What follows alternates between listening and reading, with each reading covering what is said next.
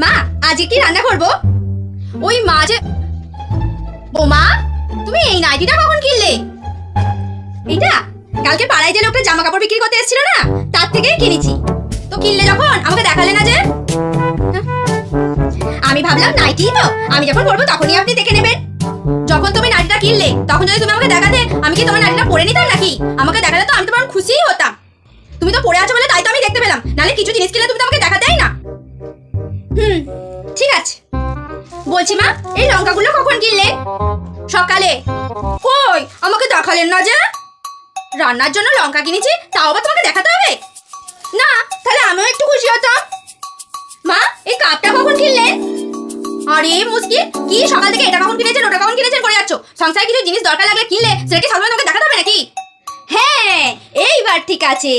দেখুন, এইবার কিন্তু আপনি আমার কথা না বলেই বুঝে গেলেন। No, no, no.